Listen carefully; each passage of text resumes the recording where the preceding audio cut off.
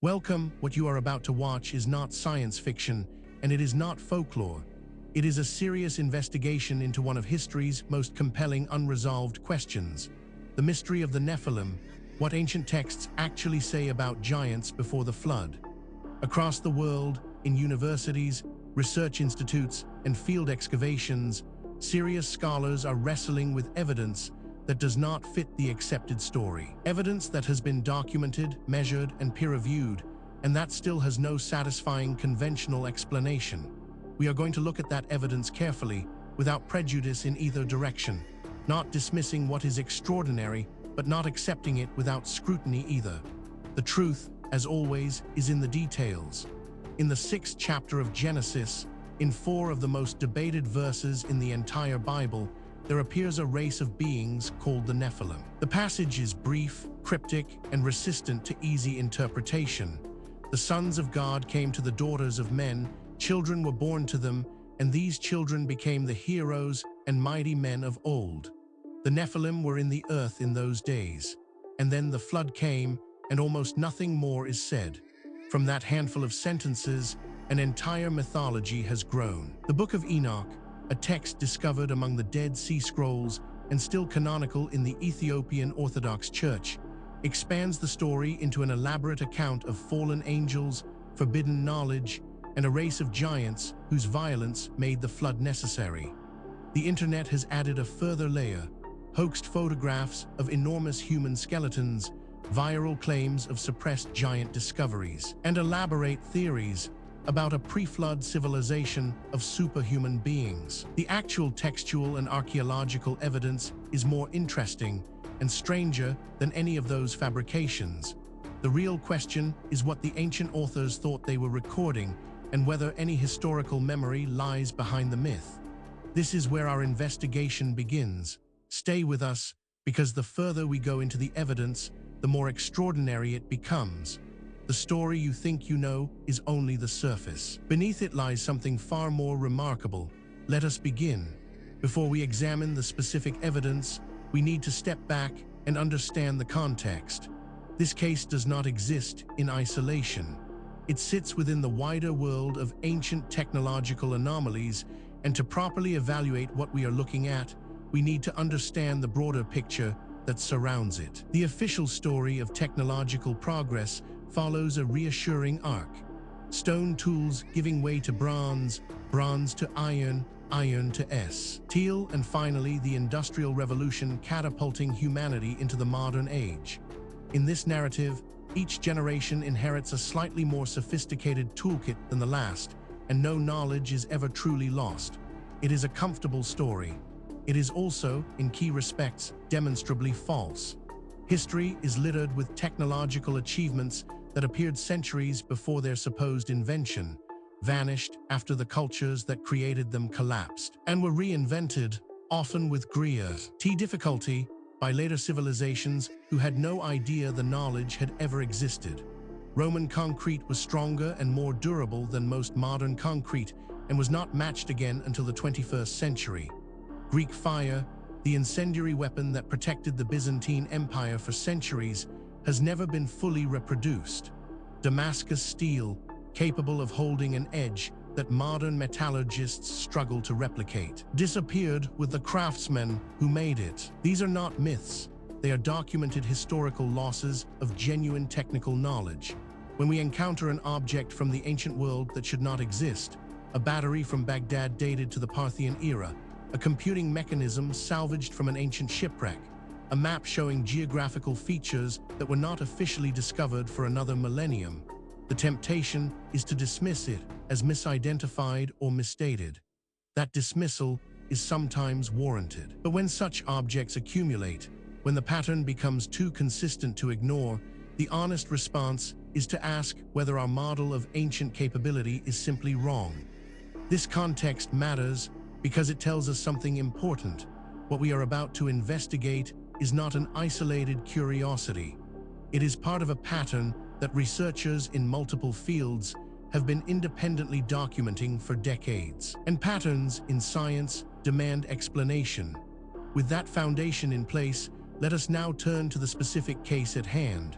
Now we reach the heart of the matter, The core evidence surrounding the Nephilim, what ancient texts actually say about giants before the flood, is more extensive, more verified, and more troubling for conventional explanations than most people realize. Let us walk through it systematically, fact by fact, and allow the evidence to speak for itself. We are not going to speculate here. Every point that follows is documented in peer-reviewed publications, official archaeological records, or government archives that are publicly accessible. The question is not whether these facts are real. The question is what they mean. Consider this first extraordinary detail. Genesis 6:4 in the Hebrew Bible reads, "The Nephilim were on the earth in those days, and also afterward, when the sons of God went to the daughters of humans and had children by them. They were the heroes of old, men of renown." The passage does not describe their appearance, height, or ultimate fate, and offers no explanation of what sons of God means, a gap that generated centuries of interpretive controversy.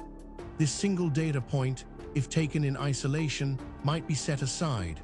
Anomalies happen, instruments malfunction, researchers make mistakes. But as we continue, you will see that this is not an isolated anomaly. It is part of a consistent and documented pattern. But that is only the beginning.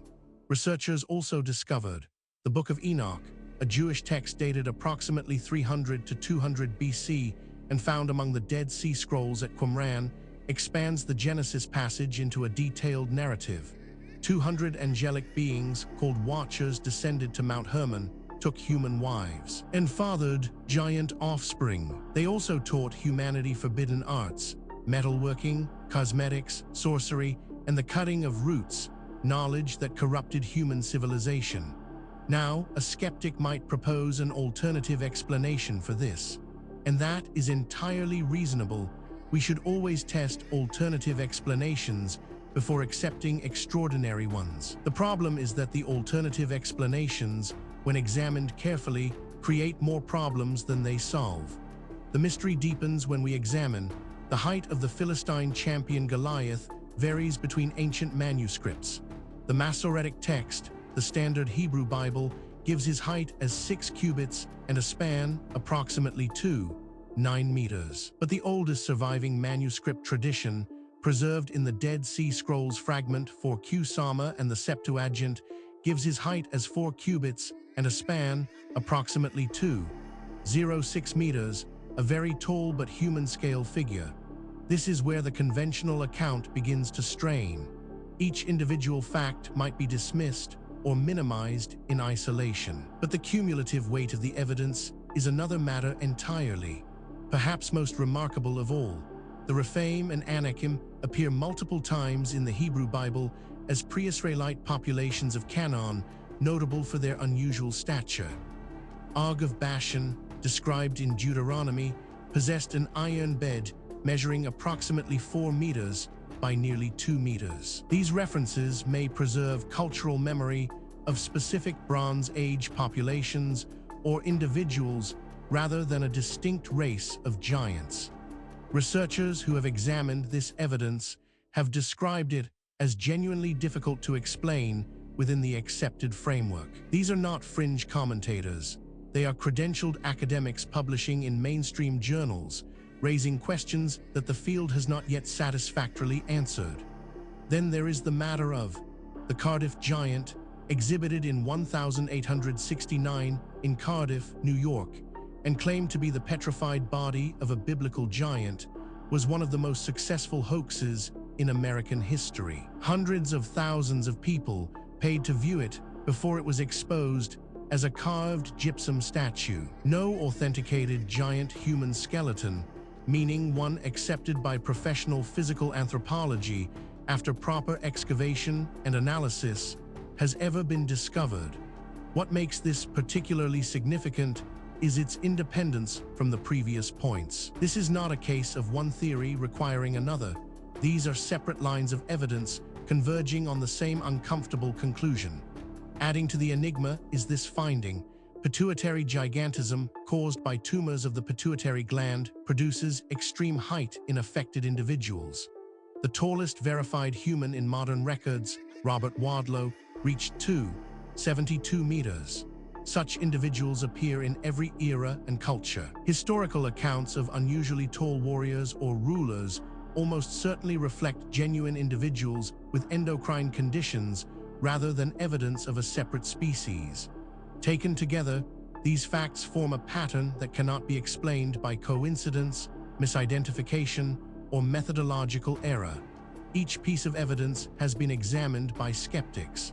Each has been subjected to alternative explanations. And in each case, the alternative explanation falls short of accounting for everything that has been documented. We are left with a body of evidence that demands explanation and an accepted narrative that does not provide one. This is where serious inquiry begins. Now that we have established the evidence, we need to examine the theories that researchers have proposed to explain the Nephilim. What ancient texts actually say about giants before the flood. This is where the debate becomes most intense, because the theories reflect not just different interpretations of the same evidence, but fundamentally different assumptions about what is possible and what the past looked like. Understanding these theories is not just an academic exercise. Each one has been championed by serious researchers with genuine credentials, and each one captures something that the others miss. The truth, if it is ever established, will likely draw on elements of several. The first major explanation proposed by researchers holds that the Nephilim were a historical memory of an earlier, physically larger pre-flood human population that existed before the genetic bottleneck of the flood event. The literal reading advanced in popular books and documentaries. This interpretation has no support in paleoanthropology, which has identified no hominin species matching the biblical description, and all circulating giant skeleton photographs are documented fabrications or misidentified fossils. This interpretation has significant academic support and is backed by substantial evidence. But it is not without problems. Critics point out that it requires assumptions that go beyond what the evidence strictly supports, and that key predictions of this theory have not been confirmed by subsequent research. It remains contested, and the contest is productive. A rival school of thought argues that sons of God were angelic or divine beings who crossed a cosmic boundary to reproduce with human women, producing hybrid giant offspring whose violence necessitated the flood, the supernatural interpretation found in the Book of Enoch and adopted by many early Christian writers, including Justin Martyr and Tertullian. It reads the text most literally, but requires accepting a cosmology in which divine-human hybridization was biologically possible. Most modern theologians reject it as incompatible with later theological development. This theory is controversial, and deliberately so. Its proponents argue that the evidence demands an explanation outside the conventional framework. Critics counter that extraordinary claims require extraordinary evidence, and that the evidence presented, while suggestive, does not yet meet that standard. The debate continues in peer-reviewed literature. Perhaps the most unconventional theory suggests that sons of God denotes powerful rulers or elites who took women from lower social classes by force, a sociological reading that is the dominant position in mainstream academic biblical scholarship. On this reading, the Nephilim were simply the offspring of powerful men, perhaps a warrior aristocracy, and the passage is a polemic against tyrannical rulers whose abuses made divine judgment inevitable. It requires no supernatural element, but is criticized for draining the passage of its apparent mythological content. What is striking about this debate is not merely that experts disagree. That is normal and healthy in science. What is striking is the quality of the disagreement. Serious researchers, working from the same body of evidence, reaching genuinely different conclusions. That level of fundamental disagreement, when it persists over decades, is a signal that something important has not yet been understood. The question is not which of these theories is right. The question is whether any of them is right, or whether the truth is something that none of the current frameworks has yet been able to capture. The case surrounding the Nephilim, what ancient texts actually say about giants before the flood, does not rest on speculation alone. What distinguishes this investigation from pure mythology is the existence of documented, physical, verifiable evidence, material that has been examined by credentialed researchers and whose authenticity is not seriously disputed. What is disputed is its interpretation. Let us review the most significant documented evidence as objectively as possible. We are not going to cherry-pick the data that supports a preferred conclusion. We are going to lay out what exists and let you draw your own assessment. Physical evidence supporting this account includes the Dead Sea Scrolls fragment for Q-Sama, discovered at Qumran and dated to the 1st century BC, preserves the earlier reading of Goliath's height as 4 cubits and a span rather than 6. This resolves a long-standing textual problem. The larger figure appears to have entered the tradition through scribal amplification and demonstrates that the giant tradition grew over time through manuscript transmission rather than representing a stable original account. This evidence has been subjected to independent verification. Skeptics have examined it. Alternative explanations have been proposed and tested. The data remains. The question of what it means remains open. Investigators have documented. The Book of Enoch was found among the Dead Sea Scrolls, confirming it was in active circulation within Second Temple Judaism by the 2nd or 1st century BC and was treated as authoritative scripture by at least some Jewish communities. Its continued canonical status in the Ethiopian Orthodox Church shows that the Watcher Nephilim tradition was not merely a fringe interpretation, but a mainstream strand of ancient Jewish and early Christian theology. This evidence has been subjected to independent verification. Skeptics have examined it. Alternative explanations have been proposed and tested. The data remains. The question of what it means remains open. On-site analysis revealed paleontological and paleoanthropological surveys of the ancient Near East have identified no skeletal remains of a giant hominin species. What the archaeological record does show is that the Anakim and Rephaim were actual named populations in Bronze Age canon. They appear in Egyptian execration texts and in the Amarna letters, suggesting these were real ethnic or political groups whose memory survived into the biblical period, perhaps remembered as formidable because of their military reputation rather than their physical size. This evidence has been subjected to independent verification. Skeptics have examined it. Alternative explanations have been proposed and tested. The data remains. The question of what it means remains open. Each individual piece of evidence might, in principle, be explained away. A single anomalous artifact might be misidentified. A single anomalous date might reflect contamination. A single anomalous eyewitness account might reflect misperception. The question is whether all of the evidence can be explained away, and whether the explanations required are more or less plausible than the evidence itself. When multiple independent lines of inquiry converge on the same conclusion, that convergence is the most powerful signal in empirical science. And that is exactly what we are seeing here.